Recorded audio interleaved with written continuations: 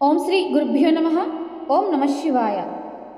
కార్తీక పురాణము 3వ అధ్యాయము 3వ రోజు పారాయణం.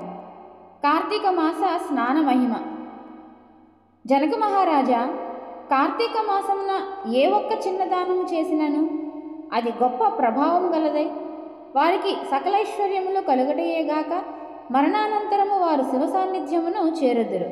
కానీ కొంతమంది అస్థిరములైన భోగభాగ్యములు విడవలేక కార్తీక స్నానములు చేయక అవినీతిపరులై భ్రష్టులై సంచరించి కడకు క్షుద్రజన్మలు అనగా కోడి కుక్క పిల్లిగా జన్మించురు. అధమము కార్తీక మాస శుక్ల పౌర్ణమి రోజు అయినను స్నానదాన జపతపాదులు చేయకపోవటం వలన అనేక చండాలాది జన్మలెత్తి కడకు బ్రహ్మరాక్షసిగా పుట్టుదురు. దీని గురించి నాకు తెలిసిన ఇతిహాసం ఒకటి వినిపించదను, సపరివారముగా శ్రద్ధగా ఆలకింపుము అని సుతముహాముని ఇలా చెప్పసాగెను. బ్రహ్మరాక్షసులకు ముక్తి కలుగుట. ఈ భరతఖండమందలి దక్షిణ ప్రాంతమున ఒకానొక గ్రామంలో మహావిద్వాంసుడు తపశ్శాలి సత్యవాక్య పరిపాలకుడు అగు తత్వనిష్ఠుడను బ్రాహ్మణుడొకడు ఉండెను. ఒకనాడు ఆ బ్రాహ్మణుడు తీర్థయాత్ర శక్తుడై అఖండ గోదావరికి బయలుదేరెను. ఆ తీర్థ సమీపమున ఒక మహావటవృక్షంపై భయంకర ముఖములతోనూ దీర్ఘ కేశములతోనూ బలిష్టంబులైన కోరలతోనూ నల్లని బాణ పొట్టలతోనూ చూచువారికి అతి భయంకర రూపములతో 3 బ్రహ్మరాక్షసులు నివసించుచు ఆ దారిన పోవు బాటసారులను బెదిరించి వారిని భక్షించుచు ఆ ప్రాంతమంతయు భయకంపితులను చేయుచుండిరి. తీర్థయాత్రకై బయలుదేరి అఖండ గోదావరి పుణ్యక్షేత్రమున పితృదేవతలకు పిండ ప్రదానము చేయుటకు వచ్చుచున్న విప్రుడు ఆ వృక్షం చెంతకు చేరుసరికి యథాప్రకారముగా బ్రహ్మరాక్షసులు క్రిందకు దిగి అతనిని చంపబోవు సమయమున బ్రాహ్మణుడు ఆ భయంకర రూపములను చూచి గజగజ వణుకుచు ఏమీయూ తోచక నారాయణ స్తోత్రము బిగ్గరగా పఠించుచు, ప్రభో ఆర్తత్రాణపరాయణ అనాథరక్షక నారాయణ స్తోత్రము బిగ్గరగా పఠించుచు ఆపదలో ఉన్న గజేంద్రుని నిండు సభలో అవమానాలు పాలగుచున్న మహాసాధ్వి ద్రౌపదిని బాలుడగు ప్రహ్లాదుని రక్షించిన విధముగానే యా పిశాచముల బారి నుండి నన్ను రక్షించు తండ్రి అని వేడుకొనగా ఆ ప్రార్థనలు విన్న బ్రహ్మరాక్షసులకు జ్ఞానోదయం కలిగి, మహానుభావ, మీ నోటి నుండి వచ్చిన శ్రీమన్నారాయణ స్తుతి విని మాకు జ్ఞానోదయం అయినది, మమ్ము రక్షింపుడు అని ప్రాధేయపడిరి.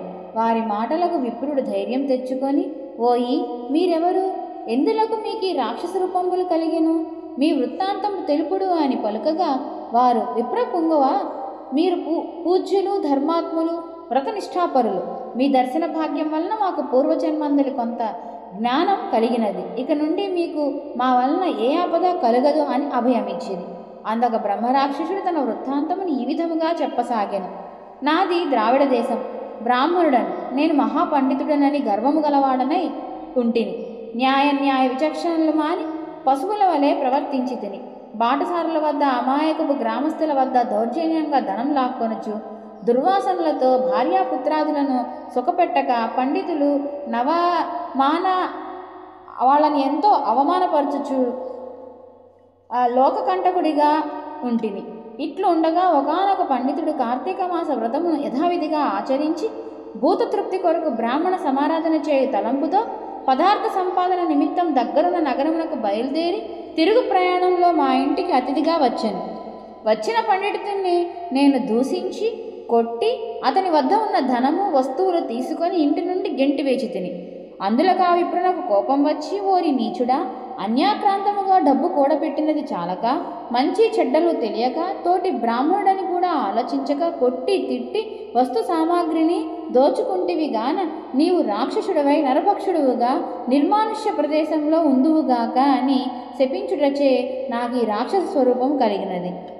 బ్రహ్మాస్త్రమునైనా తప్పించుకొనవచ్చు గాని బ్రాహ్మణ శాపమును తప్పించలేము కదా, కాన ఆ అపరాధమును క్షమించమని వానిని ప్రార్థించి తిని. అందులకు అతడు దయ ఉంచి, ఓయి గోదావరి క్షేత్రమందొక వటవృక్షము గలదు, నీ వందు నివాసించుచు ఏ బ్రాహ్మణుడు కార్తీక వ్రతము ఆచరించి పుణ్యఫలమును సంపాదించి ఉండునో ఆ బ్రాహ్మణుని వలన పునర్జన్మ నొందుదుగాక అని వెడలిపోయాను. ఆనాటి నుండి నేను ఈ రాక్షస స్వరూపమును నరభక్షణ చేయుచుంటిని. కాన ఓ విప్రోత్తమ, నన్ను నా కుటుంబము వారిని రక్షింపుడని మొదటి రాక్షసుడు తన వృత్తాంతమును చెప్పాను. ఇక రెండవ రాక్షసుడు, ఓ ద్విజోత్తమ, నేను కూడా పూర్వజన్మలో బ్రాహ్మణుడనే. నేను నీచుల సహవాసము చేసి తల్లిదండ్రులను బాధించి వారికి తిండి పెట్టక మార్చి అన్నమో రామచంద్ర అనేలాగా చేసి వారి ఎదుటనే నా భార్యాబిడ్డలతో పంచభక్ష పరమాన్నములతో భుజించుండెడి వాడను. నేను ఎట్టి దానధర్మములు చేసి ఎరుగను.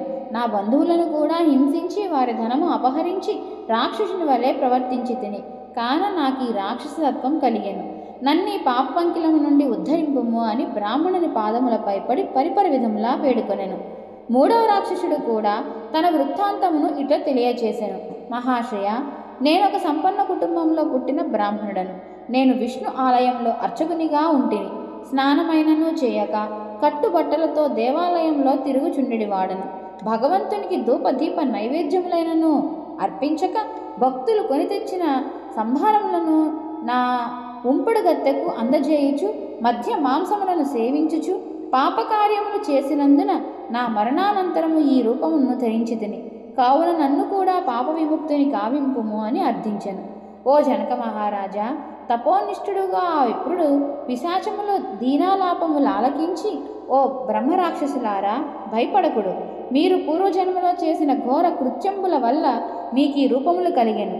నా వెంట రండు, మీకు విముక్తిని కలిగింతును అని వారిని ఓదార్చి తనతో గొనిపోయి ఆ ముగ్గురి యాతనా విముక్తికై సంకల్పము చెప్పుకొని తానే స్వయముగా గోదావరిలో స్నానమాచరించి స్నాన పుణ్య ఫలమున ముగ్గురు బ్రహ్మరాక్షసులకు ధారపోయగా వారి వారి రాక్షస స్వరూపములు పోయి దివ్య రూపములు ధరించి వైకుంఠమునకు ఏగిరి. కార్తీక మాసములో గోదావరి స్నానము ఆచరించినచో హరిహరాదులు సంతృప్తి పొంది వారికి సకలైశ్వర్యములు ప్రసాదింతురు. అందువలన ఎంత ప్రయత్నించిన అయిన వారైనా సరే కార్తీక స్నానములు ఆచరించవలెను. స్నాన మహిమ అంత గొప్పది. మన దగ్గరగా గల ఏ పుణ్యక్షేత్రంలోనైనా ఈ కార్తీక మాసంలో స్నానం ఆచరిద్దాం. ఆ శివయ్య అనుగ్రహం పొందుదాం. తృతీయోధ్యాయము 3వ రోజు పారాయణం సమాప్తం.